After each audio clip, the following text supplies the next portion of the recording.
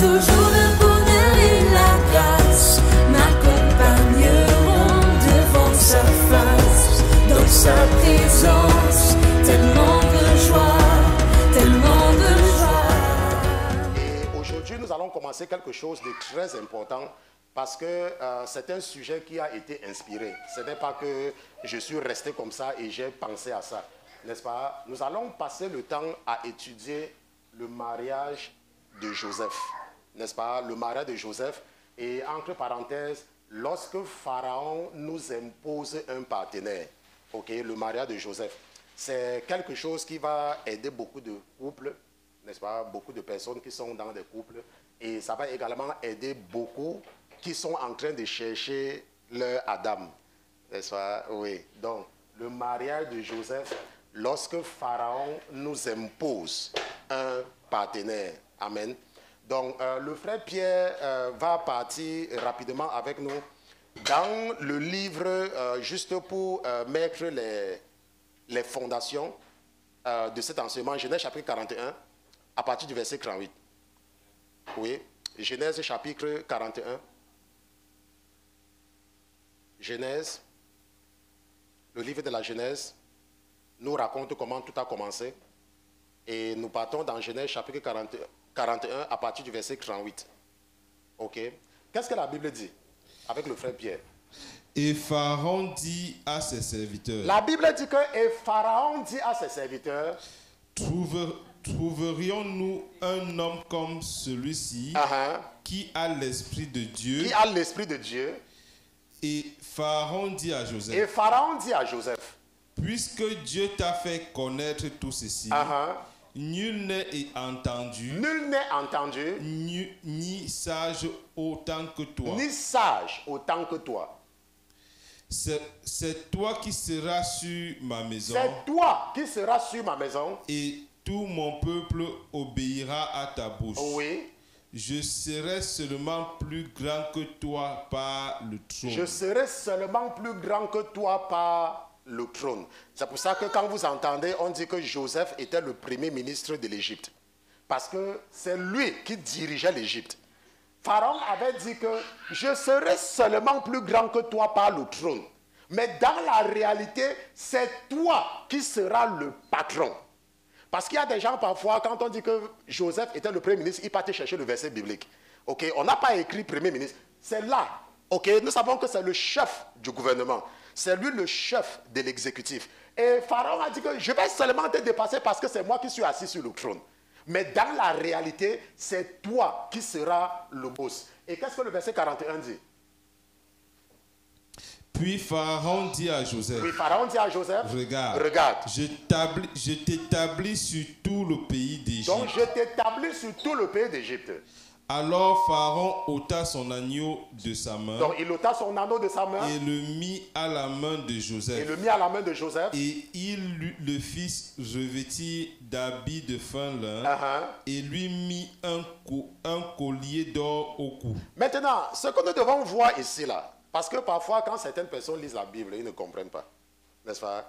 Parce qu'il y a des gens parfois, quand on les parle, ils disent que oh, Esther, n'est-ce pas, c'était arrangé pour faire machin, machin.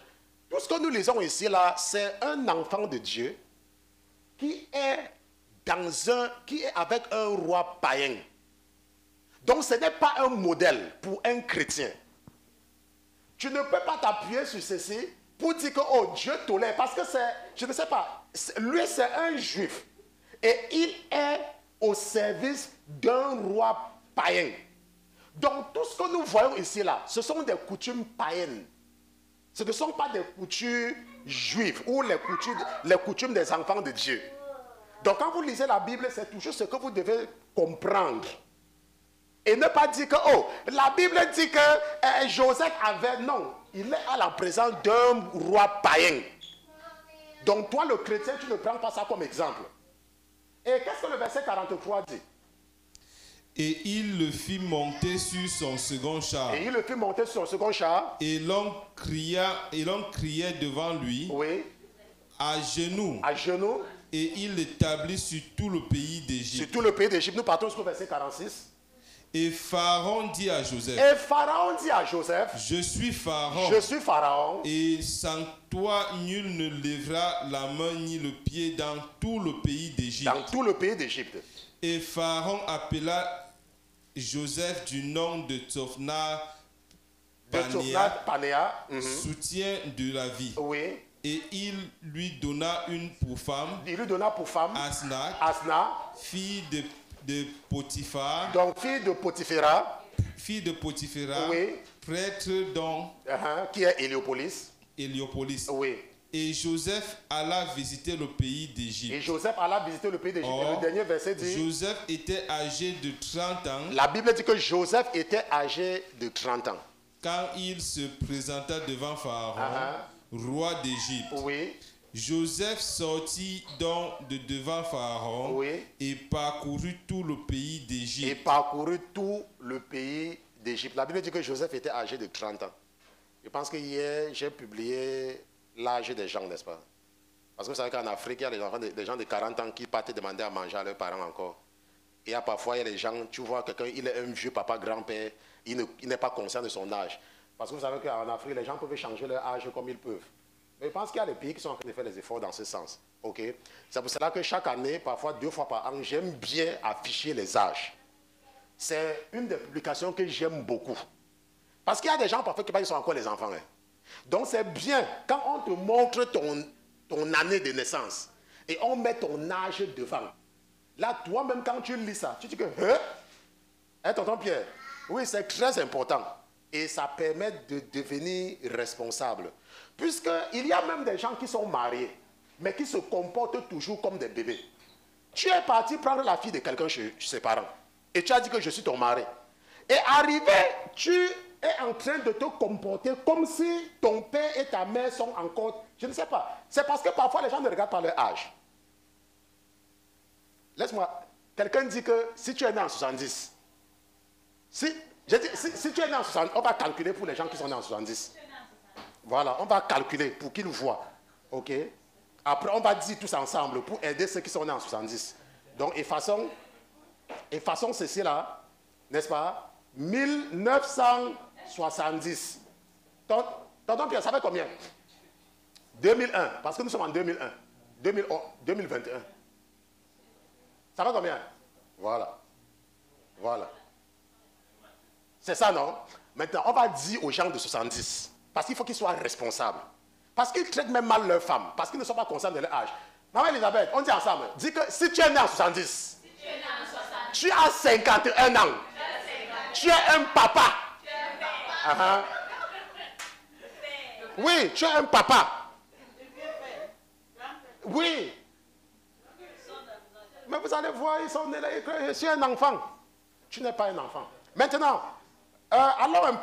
retournons un peu ce que la Bible nous a dit. Et nous allons regarder quelque chose de très important. La Bible dit que Pharaon appela Joseph du nom de Tsophna Panéa, qui veut dire soutien de la vie. Maintenant, ça c'est pour ceux qui ne savent pas. Ok? Pour ceux qui ne savent pas, quand vous lisez la Bible, l'Égypte, c'est le symbole du monde. Quand vous lisez la Bible, l'Égypte, c'est le symbole du monde. Et Pharaon, sur le plan spirituel, c'est comme Satan. C'est le symbole.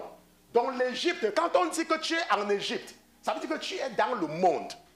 Et quand on dit que Pharaon domine sur toi, ça veut dire que c'est le diable qui domine sur toi. Et la Bible dit que Pharaon va changer le nom de Joseph. Qui lui a donné le nom? C'est son père. La Bible dit que c'est Rachel. Nous avons écouté la maman de Christelle tout à l'heure. C'est elle qui a donné le nom. Moi, je m'appelle Christian. Et dans le calendrier, si vous regardez le jour que je suis né, c'est exactement le nom qui est sur le calendrier chrétien. N'est-ce pas? C'est le nom qui est sur le calendrier chrétien. Et un jour, on m'a révélé la signification de mon nom. On m'a révélé la signification de ce nom-là. Et ce nom, en réalité, dans le monde spirituel, ça veut dire une petite croix qui parle. Une petite croix. C'était un jour, on m'a révélé, on dit que ton nom, ça veut dire une petite croix qui parle. Vous voyez? Maintenant, Dieu a donné. Ça veut dire que l'ennemi peut te donner un nom. Ça veut dire quoi? Ça veut dire que toi, tu penses que ton nom, c'est ton nom que tu as là. Mais dans le monde spirituel, tu as un nom qu'on t'appelle avec. Et au début de ma marche avec le Seigneur, l'esprit en moi m'amenait beaucoup à changer le nom des gens. À changer le nom. Je faisais beaucoup cette prière que, à partir d'aujourd'hui, quel que soit le nom qu'on t'appelle avec, pour que tu apparaisses dans le miroir, que ce nom-là soit changé. Pourquoi? Parce qu'il y a des miroirs spirituels, il y a des miroirs sous-marins. Si tu vis dans le péché, quand on te veut t'appeler, on t'appelle, tu apparais devant eux. Et puis on dit, pique ton épaule droite. Après, tu te rends compte que tu as mal à l'épaule. On te dit, parce qu'on t'appelle et tu apparais. Ok, mais nous, les enfants de Dieu, ils ne peuvent même pas essayer. Ça, c'est quand tu es en Jésus. Ok, ils ne peuvent même pas essayer. Maintenant, la Bible dit que Pharaon appela Joseph du nom de Tsophnath Panéa. Et la Bible nous dit que quoi ici? La Bible dit que et il lui donna pour femme Asna. C'est Pharaon qui avait donné à Joseph sa femme. C'est Pharaon. Maintenant, quelqu'un va dire que, mais, pasteur Christian, je ne comprends pas. Nous allons comprendre, dans le cadre de cet enseignement, qui dit, le mariage de Joseph, lorsque Pharaon nous impose un partenaire, et beaucoup parmi vous, vous avez épousé, les gens avec ce ne sont pas vos femmes.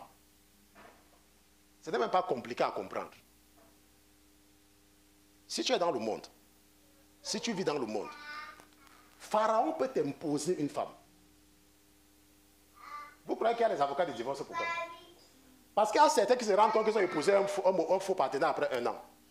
Mais le plus grave, ce sont ceux qui se rendent compte après 30 ans. Mais il y a des gens qui se racontent après ça. Je causais avec une soeur, elle est enseignante, elle est en France. Et elle est en train de me donner la liste des parents qui étaient en instant de divorce en 1 an. N'est-ce pas? Donc, lorsque Pharaon nous impose un partenaire, n'est-ce pas, le mariage de Joseph. Maintenant, la Bible nous dit donc ici, dans ce passage que nous sommes en train de regarder ensemble, parce que nous allons revenir là-dessus, que et Pharaon lui donna pour femme. Il n'a pas choisi, il lui donna pour femme. Pour comprendre un peu cela, nous allons lire notre deuxième passage de base avec le frère Pierre. Ça sera dans 1 Corinthiens chapitre 2, des versets 7 à 16. 1 Corinthiens chapitre 2. À partir du verset 7. Qu'est-ce que la Bible dit? On va lire des versets 7 à 16. Mais nous prêchons quoi? Mais nous prêchons la sagesse de Dieu, oui, en un mystère. La Bible dit que, c'est pour ça que je vous ai dit tout à l'heure que je prie que certains parmi vous, vous comprenez ce que je vous enseigne. Vous savez qu'il y a des choses que je ne peux pas vous dire, mais profitez.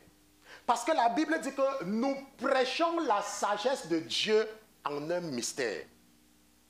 Sagesse quoi? Sagesse cachée. Sagesse cachée. Oui. Que Dieu avait destinée avant les siècles pour notre gloire. Pour notre gloire. Et la Bible dit que quoi? Et qu'aucun des princes de ce monde n'a connu. Oui. Car s'ils l'eussent connu, ils n'auraient point crucifié le Seigneur de gloire. Ils n'auraient point crucifié le Seigneur de gloire s'ils avaient connu cette sagesse. La Bible dit que nous prêchons une sagesse cachée. La Bible dit que c'est ce que vous ne pouvez pas comprendre. Vous ne pouvez pas. La Bible dit que si les princes de ce monde connaissaient ce que je suis en train de vous dire, vous ne devez pas mettre Jésus à côté de votre vie. Si seulement vous pouviez comprendre, vous ne deviez pas crucifier Jésus pour la deuxième fois. Qu'est-ce que la Bible dit? Mais, comme il est écrit, ce sont des choses que l'œil n'avait point connues. Que l'œil n'avait point vu. Que l'œil n'avait point vu. Oui. Que l'oreille n'avait point entendu.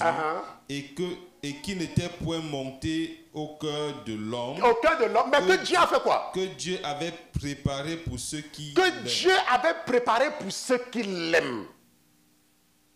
Que Dieu avait préparé pour ceux qui l'aiment. Il n'y a personne J'étais avec une de vos sœurs hier et je lui disais que regarde ta vie. Avant de me rencontrer, regarde ta vie. Tu sais ce que l'ennemi veut faire? L'ennemi a l'intention de t'écarter pour que tu te retrouves dans la même situation. La Bible dit que Dieu avait préparé cette sagesse pour vous. C'est une sagesse cachée. Moi-même, je ne peux pas vous révéler cela. Parce que c'est une sagesse qui est cachée. Je peux seulement essayer de vous amener à comprendre. Pourquoi? Parce que la Bible dit que quoi?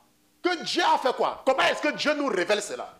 Mais Dieu nous les a révélés par son esprit. Par son esprit. Car l'esprit sonde toutes choses, oui, même les profondeurs de Dieu. Même les profondeurs de Dieu. Dieu nous les a révélés par son esprit. Parce que lorsque l'esprit de Dieu est en toi, lorsque l'esprit de Dieu est en toi, c'est cet esprit qui t'amène à connaître les profondeurs de Dieu. C'est cet esprit, c'est un esprit. Et l'esprit là doit t'amener, cet esprit va t'aider à comprendre. Prenons un enfant, prenons un enfant. Prenons un enfant dit imbécile, il sait qu'il dit quoi? Il ne sait pas ce qu'il dit. Il y a même des chansons que vous chantez et vous ne comprenez pas. Il y a des chansons chrétiennes que pour comprendre, il faut être dans une situation. Sinon, vous n'allez pas comprendre. Ça sera pour vous comme une chanson. C'est pour ça que vous allez voir qu'il y a des chansons chrétiennes qu'on chante depuis des années et des années, n'est-ce pas, mon frère Olivier? Oui. Vous croyez que ces chansons-là sont là au hasard? Non. Ce sont des chansons inspirées. Que pour comprendre, il faut que le Saint-Esprit vous place quelque part et vous permette de comprendre la chanson qui est en train d'être chantée. Mais vous allez voir les aventuriers. Ils vont venir chanter une chanson. Après un temps, on va même oublier la chanson-là. Mais il y a des chansons chrétiennes qui sont chantées depuis des décennies. Parce que ce sont des chansons inspirées par le Saint-Esprit. La Bible dit au verset 11 que quoi? Car qui est ce qui connaît ce qui est en l'homme? Qui est-ce qui connaît ce qui est en l'homme? Si ce n'est l'esprit de l'homme, oui, qui est en lui. Qui est en lui. De même aussi. De même aussi, oui, personne ne connaît ce qui est en Dieu. Personne ne connaît ce qui est en Dieu, si ce n'est quoi? Si ce n'est l'esprit de Dieu. Laissez-moi vous dire, vous ne pouvez pas comprendre. Vous ne pouvez pas. Vous voyez, lorsque nous étions, quand nous étions dans le monde, nous fréquentions des églises où, quand vous partez, on met l'offrande ici, là, tu viens, tu t'assois, quelqu'un baba dit baba. Parfois, il n'y a même pas de rapport entre ce qu'on prêchait et ce qu'on lisait. Et à la fin, on partait à la maison. N'est-ce pas? On ne priait pas. Et on était des morons, on ne comprenait pas les réalités du monde spirituel. Ce que la Bible dit ici, c'est que personne ne connaît ce qui est en Dieu si ce n'est l'Esprit de Dieu. Ça veut dire que il y a un certain niveau que pour comprendre, tu as besoin de l'Esprit. Vous allez comprendre, certains parmi vous allez comprendre ça peut-être dans quelques mois, parce que ça va revenir. Le Saint-Esprit va vous donner la compréhension de ce que je dis. Parce que moi, je comprends. Mais vous ne pouvez pas comprendre parce que vous n'êtes pas encore prêt. Mais la Bible dit que ce qui est de Dieu, ce n'est que l'Esprit de Dieu qui peut te faire comprendre. C'est pour cela que lorsque Josué s'est présenté devant l'Éternel et que Satan voulait l'accuser, qu'est-ce que Dieu a dit? La Bible dit que le grand prêtre, on ne parle pas de Josué de Exode, hein, on parle de celui quand les enfants d'Israël retournaient de la captivité. La Bible dit que Satan est venu l'accuser parce qu'il avait des vêtements sales. Et pour votre information, le vêtement c'est ta marche, c'est ton identité en Christ. C'est un vêtement. Et nous avons vu tout à l'heure que Pharaon va changer le vêtement de Joseph, non? Parce qu'il va lui donner une autre façon de penser. Et à cause de cela, donc, Pharaon aura, n'est-ce pas, une main mise sur Joseph. Et la Bible dit que personne ne connaît ce qui est en Dieu. Maintenant, lorsque Satan portait des accusations contre le grand prêtre, Satan croyait qu'il avait raison. Et la Bible dit dans Jude que quoi? Que lorsque Moïse, on lui a dit que non, tu ne pars pas. Satan avait cru que ça veut dire que Dieu avait rejeté Moïse. Et il était venu récupérer son corps. Et l'ange de l'Éternel a dit que quoi? Que l'Éternel te reprime. Et il a récupéré Moïse. Pourquoi? Parce que toujours dans la même lancée, nous devons comprendre que tous les personnages bibliques sont là pour nous enseigner et nous permettre de comprendre, nous permettre de sonder ce qui est en Dieu. Et chaque personnage a un rôle à jouer, n'est-ce pas? La Bible de Dieu, verset 12, qu'on voit, tonton. Pour nous, oui, nous n'avons pas reçu l'esprit du monde, voilà, mais l'esprit qui vient de Dieu, voilà, pour connaître les choses qui nous ont été données de Dieu. Oui, nous n'avons pas reçu l'esprit du monde. Ça veut dire qu'il y a ce qu'on appelle quoi? L'esprit du monde. Maintenant, nous sommes en train de voir lorsque le mariage de Joseph, lorsque Pharaon nous impose un partenaire. Maintenant, je vous ai dit tout à l'heure que sur le plan spirituel, quand vous entendez parler de vêtements, quand on te parle de vêtements, c'est ton identité, c'est l'esprit qu'on met sur toi. Et la Bible dit que l'esprit, qu'il y a ce qu'on appelle l'esprit du monde. Lorsque tu as l'esprit du monde, tu ne peux pas comprendre les choses de l'esprit de Dieu. Parce qu'il y a l'esprit de Dieu et il y a l'esprit du monde. Maintenant, lorsque tu as l'esprit du monde, tu es sous l'autorité de Pharaon. C'est lui qui te dit ce que tu dois faire. Vous voyez, lorsque tu n'as pas l'esprit de Dieu en toi, n'est-ce pas? Quand tu n'as pas l'esprit de Dieu en toi, tu peux voir quelqu'un qui est méchant, mais tu ne sais pas que cette personne est méchante. Et la personne vient te dire que, oh, belle marquise, tes beaux yeux me font mourir d'amour. D'amour me font mourir tes beaux yeux, belle marquise, et ainsi de suite. Et tu crois. Pourquoi? Parce que l'esprit qui est en toi, c'est l'esprit-là facilite la communication avec cette personne qui a aussi l'esprit du monde. C'est une question d'esprit. Maintenant, si tu n'as pas l'esprit de Dieu, ok, tu peux tomber sur n'importe qui. Parce que quoi? Parce que l'esprit du monde t'encourage à vivre dans le péché. C'est l'esprit du monde qui t'encourage à aller en boîte de nuit.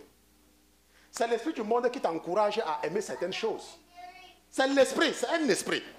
Donc ça ne te dérange pas. Maintenant, lorsque tu vas dans certains milieux, qu'est-ce que tu peux rencontrer? Tu peux seulement rencontrer les gens qui sont animés par le même esprit. Puisque vous êtes dans le même milieu. Donc cet esprit-là, c'est l'esprit qui commande le milieu.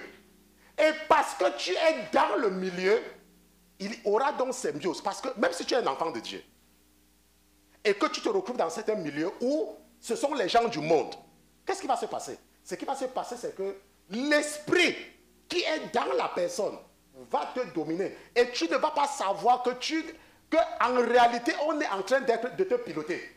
C'est pour cela que nous avons vu que parce que Joseph était en Égypte, Pharaon lui a imposé une femme. Ce n'est pas lui qui a choisi. La Bible dit que Pharaon donna à Joseph Asnath. Bon, maintenant, c'est la même chose, non? Qu'on a fait avec Moïse. Parce qu'après, Moïse va répudier cette femme-là. Moïse va répudier cette femme. Et lorsque Moïse va maintenant trouver sa femme, sa sœur va ouvrir sa grosse bouche parce qu'elle croyait qu'elle était prophétesse pour parler. Et qu'est-ce que Dieu va faire? Dieu va la punir. On va arriver là-bas. C'est que pour certains, c'est compliqué. Mais vous savez que moi, je dis toujours ce qu'il y a dans la Bible, n'est-ce pas? On va arriver là-bas. Maintenant, nous allons d'abord, pour comprendre très bien ce qui se passe ici, là, nous allons nous arrêter un peu sur la naissance de Joseph avec le frère Pierre. Le frère Pierre va partir avec nous dans le livre de la Genèse, Genèse chapitre 30. Et je vous ai dit que le livre de la Genèse, c'est toute la Bible. Hein. Si vous arrivez à comprendre la Genèse, vous allez comprendre toute la Bible.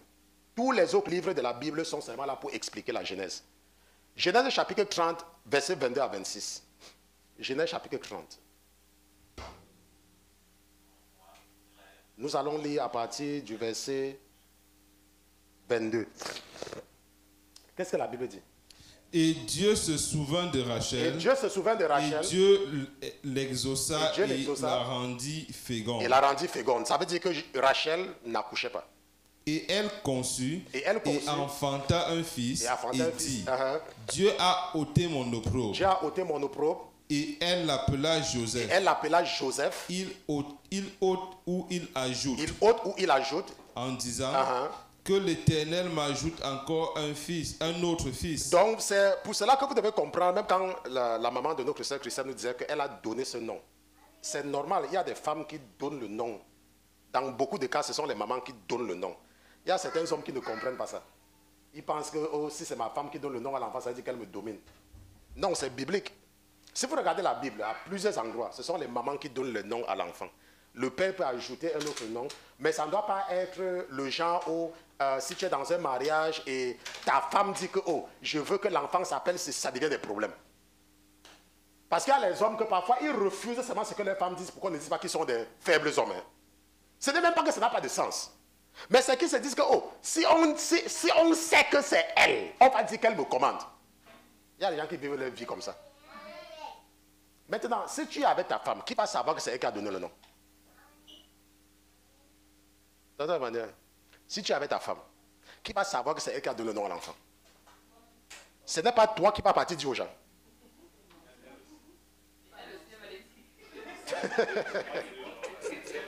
Voilà. Et la Bible dit que et elle l'appela du nom de Joseph, qui veut dire il ôte ou il ajoute en disant que l'Éternel m'ajoute. Et je pense que on partait jusqu'au verset 26. Oui. Et le verset 25 dit quoi? Et lorsque Rachel eut enfanté Joseph, oui. Jacob dit à Laban, donne-moi mon congé, oui. Que je m'en aille en mon lieu, oui. dans mon pays. Donne-moi mes femmes et mes enfants pour lesquels je t'ai servi et que je m'en aille. Car tu sais le service que j'ai fait pour toi. Donc ce que nous apprenons ici, c'est que la mère de Joseph avait des difficultés pour accoucher.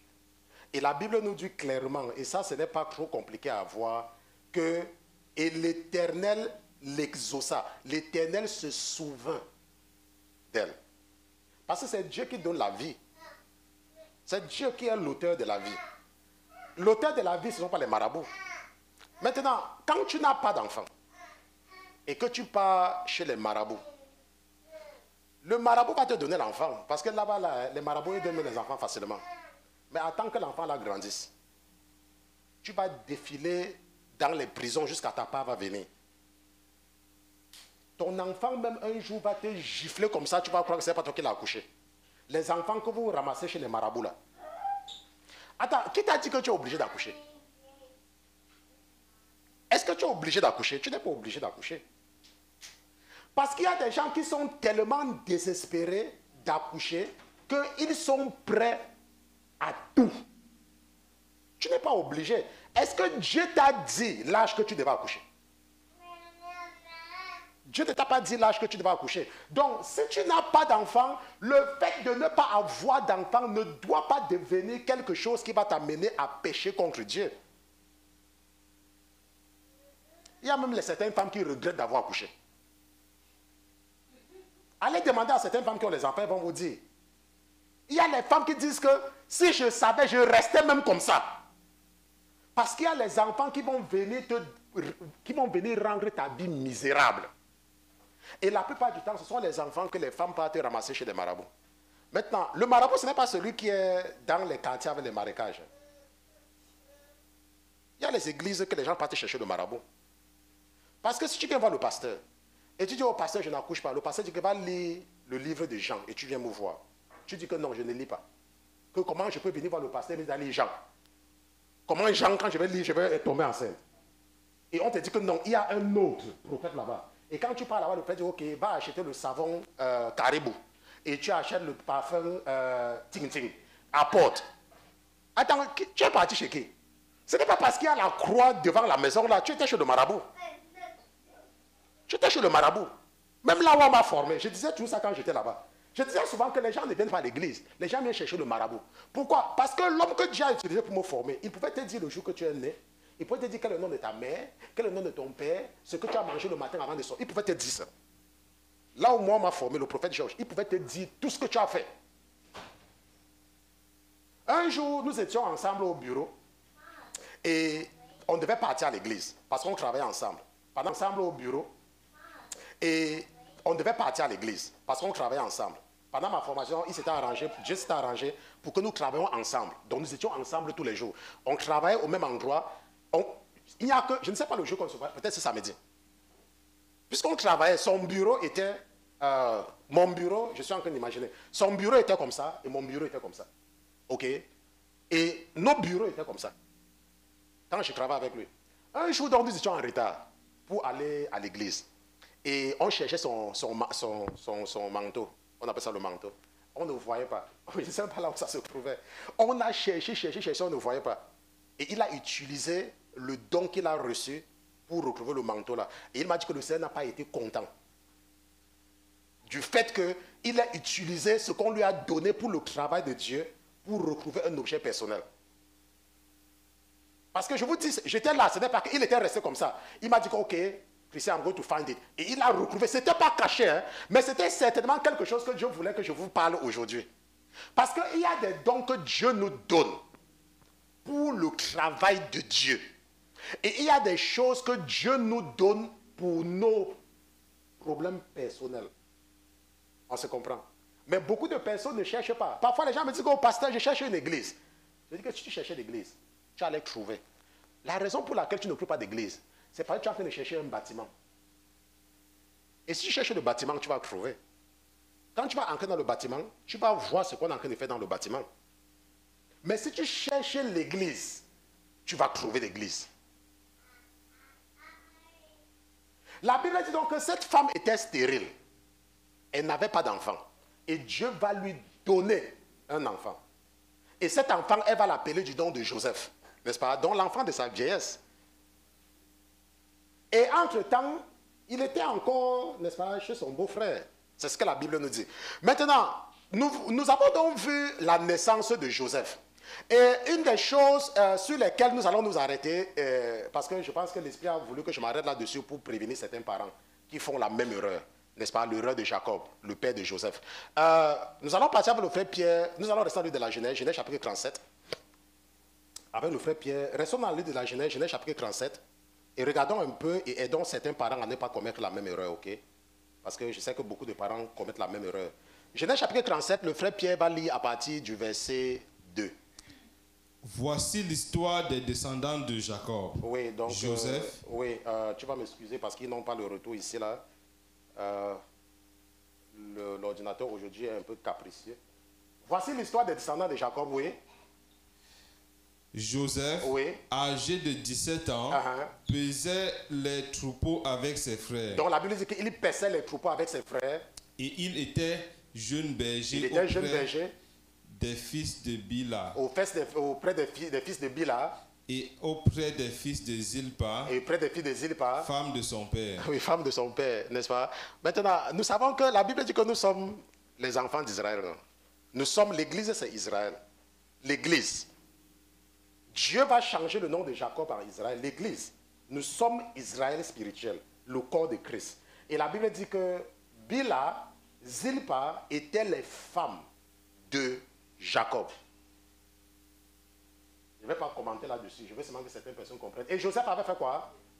Et Joseph rapporta à leur père leur mauvais discours. Maintenant, voilà les enfants que nous accouchons. Hein. Les enfants qui parlent mal de leur père. Vous croyez que c'est dans la Bible? Ce n'est pas seulement dans la Bible, ce sont les choses qui sont vraies.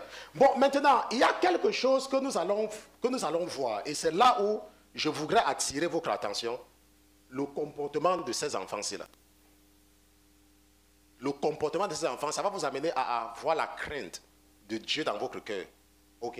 La Bible dit que, qu'est-ce qui s'est passé? Or, qu'est-ce que Jacob faisait? Israël, c'est Jacob, oui. Israël aimait Joseph plus que tous ses autres fils. Voilà. Or, la Bible dit que, Jacob ou Israël aimait Joseph plus que tous ses autres fils, oui.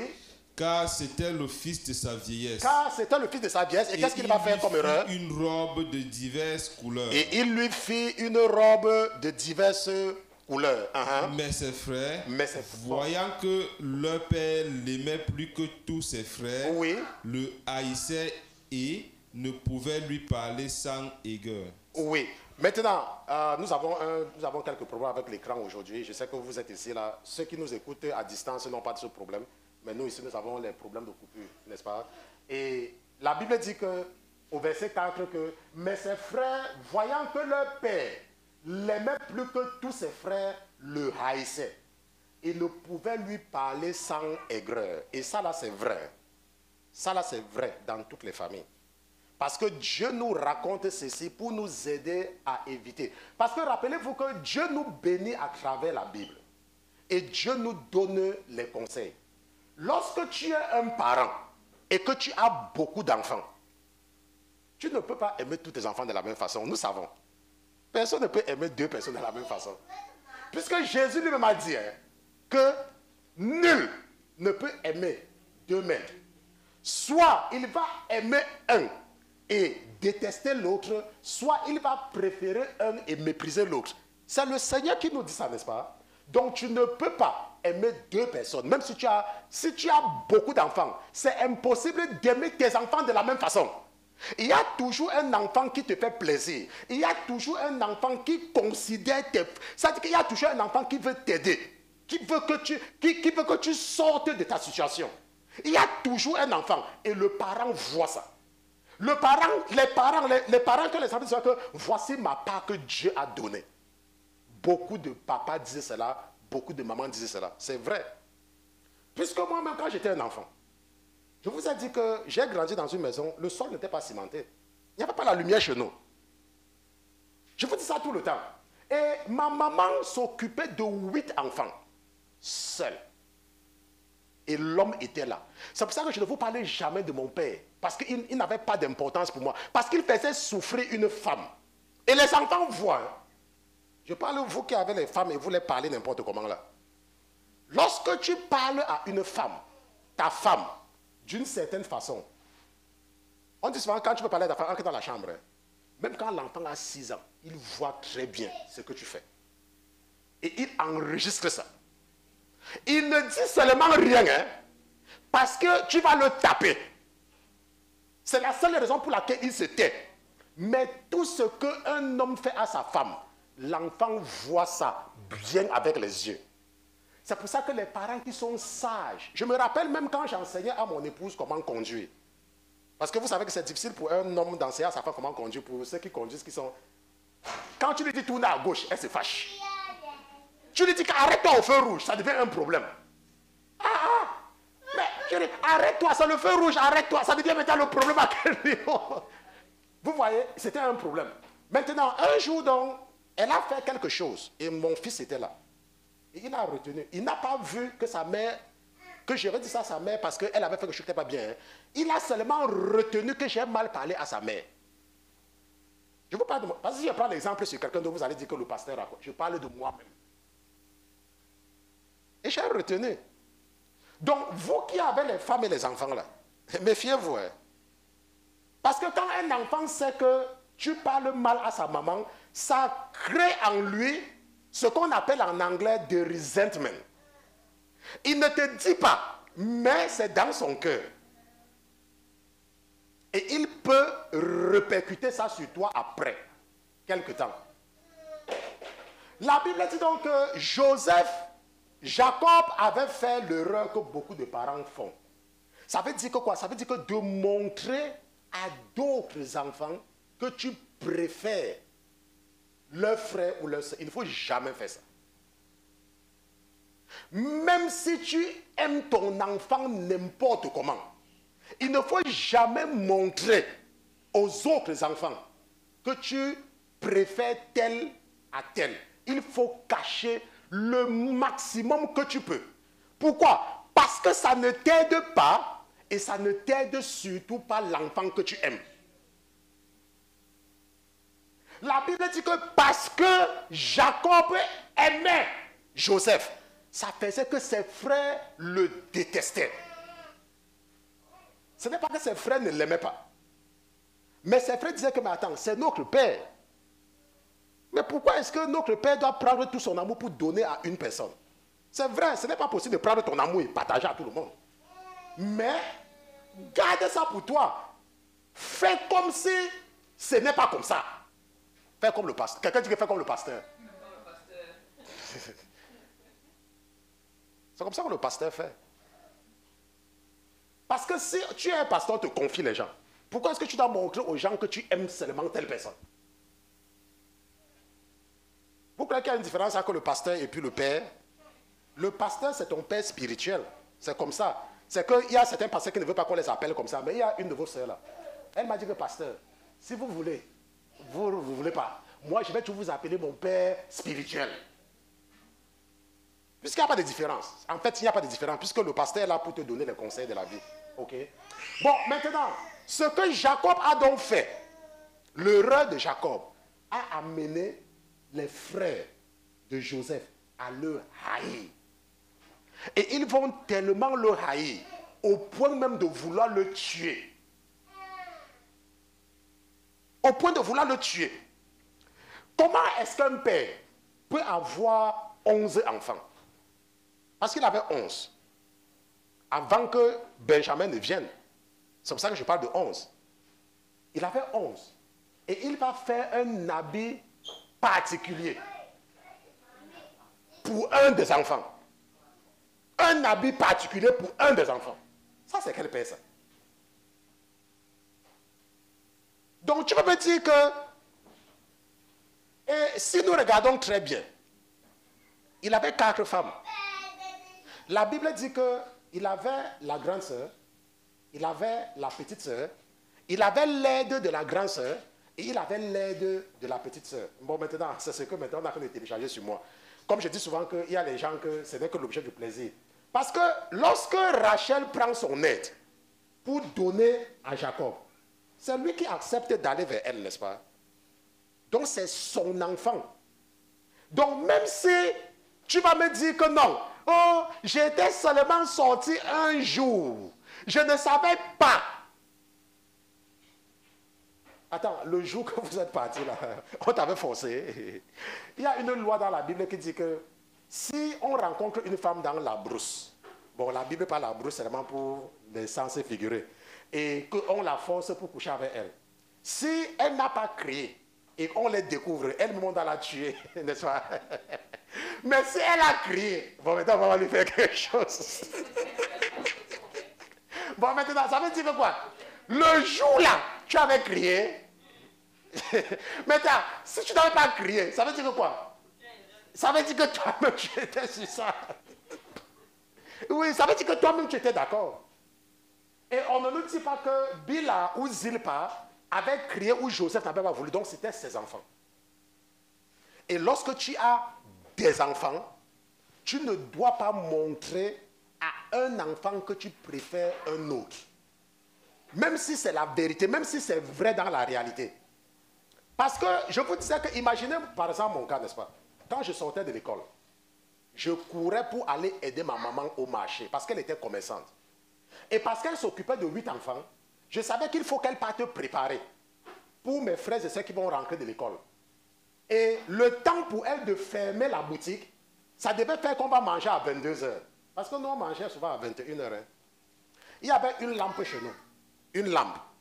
Et la seule lampe là, c'est ça qu'on utilisait dans ce qu'on appelle le salon. Parce que la table qu'il y avait dans le salon, c'était une table qu'il fallait mettre sur le mur pour supporter. Sinon, ça devait tomber. Il n'y avait pas les 4 pieds. Donc, il fallait coller la table au mur. Ceux qui ont grandi en Afrique peuvent comprendre ce que je dis. N'est-ce pas? Donc, un pied, je sais que j'ai grandi là, un pied était cassé. Donc, ça avait 3 pieds. Donc, si nous, on mettait la table au milieu de la maison, on ne devait pas avoir la table. Donc, la table était donc collée au mur. Maintenant, la lampe qu'on utilisait chez nous, c'était une lampe commune. Donc, si on t'envoie à la cuisine aller souffler le feu sous le bois, parce que c'est le feu du bois qu'on utilisait de toutes les façons, n'est-ce pas? Ceux qui sont restés au salon là seront dans l'obscurité en attendant que tu reviennes avec la lampe. N'est-ce pas? Et derrière, donc, il y avait ce qu'on appelait les toilettes. Là-bas, là, hein, il fallait prier que tu n'aies pas envie d'aller aux toilettes dans la nuit. Ouais, il fallait prier que tu n'aies pas envie d'aller aux toilettes dans la nuit. Et maintenant, quand je voyais tout cela, ça me faisait pitié. J'avais pitié de ma maman. Et c'est ça qui faisait que j'aimais beaucoup étudier. Et au lieu donc de souffrir à la maison, ce que je faisais, c'est que je partais utiliser sur les lampadaires publics. Je partais m'asseoir sur les lampadaires publics pour étudier. Je dis ça parce que parfois il y a des gens. Oh, pasteur, j'ai un examen. Laisse-moi te dire, si tu n'étudies pas, tu vas échouer. L'autre là, ce n'est pas trop compliqué. Hein? Si tu n'étudies pas, tu vas échouer. Et il y a donc certains parents chrétiens qui ont cette mauvaise habitude d'encourager les enfants à passer la journée du matin jusqu'au soir à lire la Bible. L'enfant n'est pas un enfant. L'enfant va lire la Bible. L'enfant peut lire la Bible le dimanche quand il part à l'école du dimanche. L'enfant peut lire la Bible peut-être 30 minutes ou maximum 30 minutes pendant la semaine. L'enfant doit aller à l'école. Les enfants, leur travail, c'est aller à l'école. Ils peuvent s'engager dans les activités de l'église pour le week-end. Il y a des parents. Au lieu de laisser l'enfant étudier, oh bien, on va faire la Bible 2 heures chaque soir.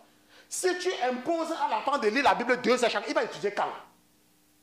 Et on sera surpris, et on est toujours surpris que dans beaucoup de pays, ce sont les païens qui sont en charge. Et vous êtes en train de pleurer. Oh, on a voté les lois des PD. On a voté les PD. Mais vos enfants sont où? Pour être aussi des responsables.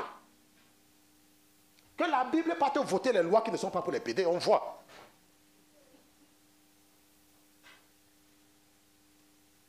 Dieu peut nous faire des révélations.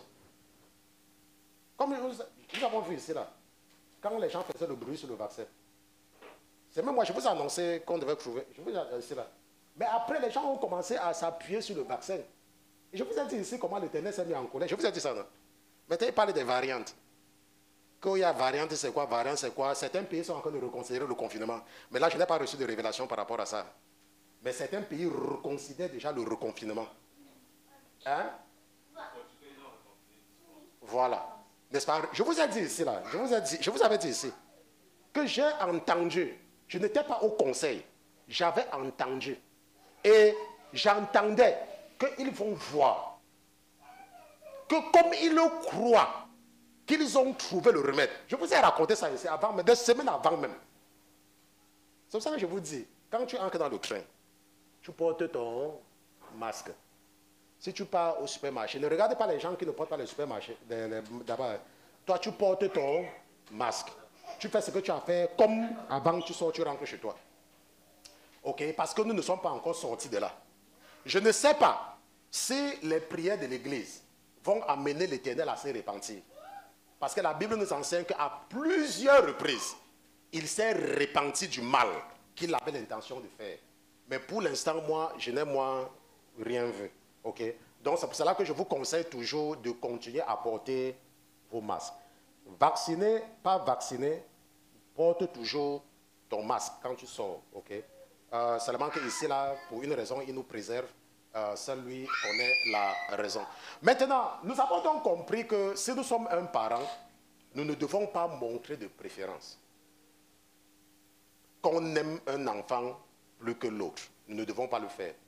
Moi, j'avais compris ce passage. C'est pour ça que moi, j'ai 3 enfants, plus ma petite fille. Mais si vous demandez à un de mes enfants, oh, papa aime qui plus que l'autre, ils seront confus. C'est comme ça que moi je me comporte. J'aime mes enfants de la même façon. Je les montre de la même façon que vous êtes tout aussi importants l'un pour l'autre. Parce que si vous êtes un parent et que vous amenez un enfant à croire ou à voir que vous préférez l'autre plus que lui, laissez-moi vous dire, ça va se retourner contre vous. Et ça sera difficile. Et les parents qui sont des techniciens, parce qu'il y a des parents qui sont des techniciens très sages, n'est-ce pas? Ils vont te dire, oh non, c'est toi-même. Quand ils sont avec l'autre, ils disent que non, c'est toi-même. Nous savons qu'il y a des parents qui ont beaucoup d'enfants. Quand les autres donnent, ils prennent tout, ils partent donner à l'autre. Oui, il y a des parents qui font ça. Vous donnez. Donc, ce qui fait que parfois, vous dites que, elle va venir dire que mais, je n'ai rien. Tu dis que maman, je t'ai donné l'autre jour. Elle dit que mais tu m'as donné, je n'ai plus. Parce que quand tu donnes là. Elle prend aussi, elle part aussi, elle donne.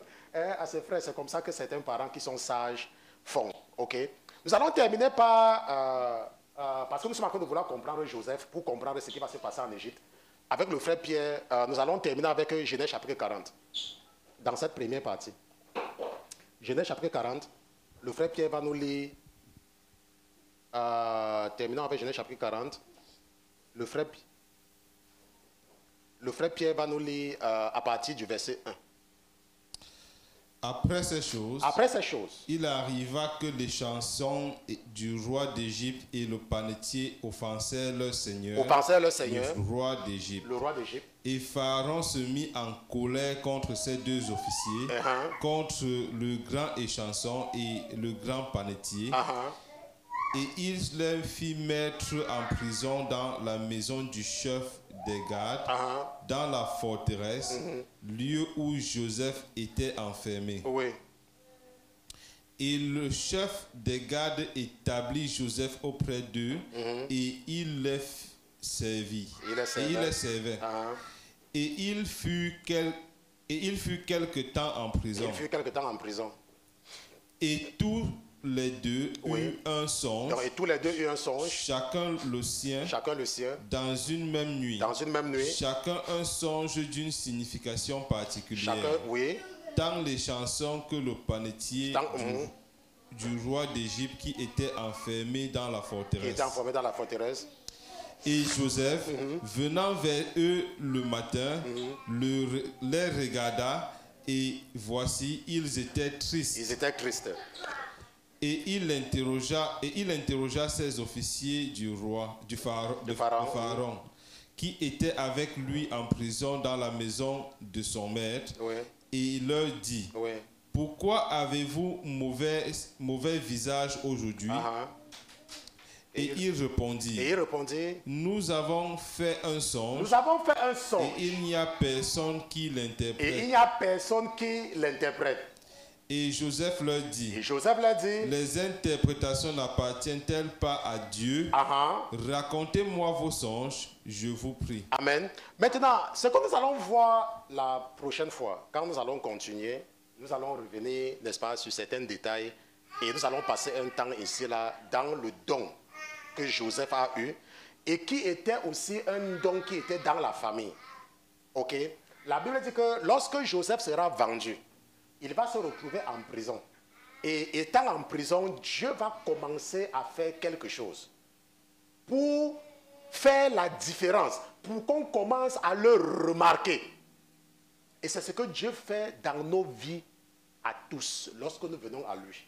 Lorsque tu viens au Seigneur, il y a que ta vie ne donne pas. Ta vie ne donne vraiment pas. Ta vie, tu as l'impression que ta vie ne part ni à gauche, ni à droite. Et ce que Dieu fait, c'est quoi? C'est qu'il crée. Il crée une situation pour qu'on commence à te voir. Et dans le cas de Joseph, c'était pas les rêves. Et pas n'importe quel rêve. Et ce que nous allons comprendre la prochaine fois, n'est-ce pas? Si nous partons ici, là, n'est-ce pas? Je bénis toujours le nom du Seigneur pour la vie de nos sœurs. Ce que nous allons comprendre, et ça je vais vous expliquer, comme nous sommes là, n'est-ce pas? Voici la sœur Louise, avec un cheveu. Voici le frère Olivier, n'est-ce pas? Et voici plusieurs personnes. Nous sommes ici, n'est-ce pas? Même, n'est-ce pas? Il y a beaucoup de personnes qui sont là. Ça, c'est un univers où nous nous voyons. Et je vais vous expliquer, vous allez comprendre que cet univers-ci là, c'est l'univers physique. C'est dans le physique, c'est dans le visible. Là où nous sommes, nous nous voyons. Nous nous voyons tous, nous sommes dans un univers. Maintenant, il y a un autre univers qu'on peut se voir là-bas. Cet autre univers où les gens se trouvent toujours, n'est-ce pas, toujours avec leurs deux têtes et tout. Ça là, c'est l'univers invisible, c'est l'univers des rêves. C'est aussi vrai que le physique. C'est seulement un univers différent. Mais c'est cet univers-ci là. Comme celui-ci, on appelle le monde physique. Parce que je te vois. Et il y a un langage qu'on échange dans ce monde physique. Il y a aussi un autre monde où si tu es spirituellement endormi, tu n'auras aucune idée de cela. Tu vas seulement subir. Ce qu'on va te faire, c'est le monde des rêves. Et le monde des rêves, c'est un monde réel. Tout comme je te parle, c'est un monde qui est réel. Et c'est un monde qui est en avance sur le monde physique. Il y a des gens qui comprennent le français de ce monde-ci. Il y a des gens qui comprennent l'anglais de ce monde-ci. Mais il y a des gens qui ne comprennent rien dans ce monde, mais qui comprennent plutôt le langage de ce monde. Maintenant, puisque dans ce monde, le frère, s'il m'amène dans son pays, au Burundi, là-bas, là, on parle la langue nationale là-bas. C'est le Swahili, si je ne me trompe pas, c'est quoi la langue nationale? Le Chirundi, n'est-ce pas? Maintenant, moi, je ne comprends pas ça. Moi, je ne comprends pas. Maintenant, si on l'amène dans mon pays, pour votre information, je parle, dans mon pays, je parle ces 4 patois dans mon pays. Ok? Il y a des patois là-bas que je comprends, mais lui ne comprend pas. Donc, si on amène le frère là-bas, il ne va rien comprendre.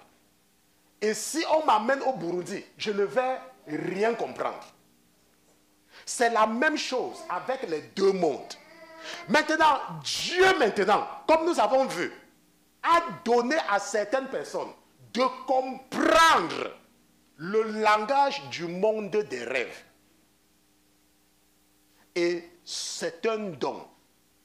Et le don là, il avait donné à Joseph, comme il avait donné à Daniel.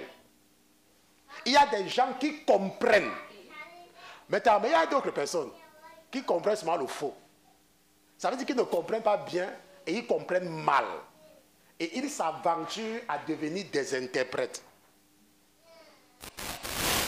Et c'est ce que nous allons voir la prochaine fois, parce qu'à cause du temps, nous allons nous arrêter ici là. Nous allons nous lever et nous allons prier. Amen. Nous allons nous lever. Allez.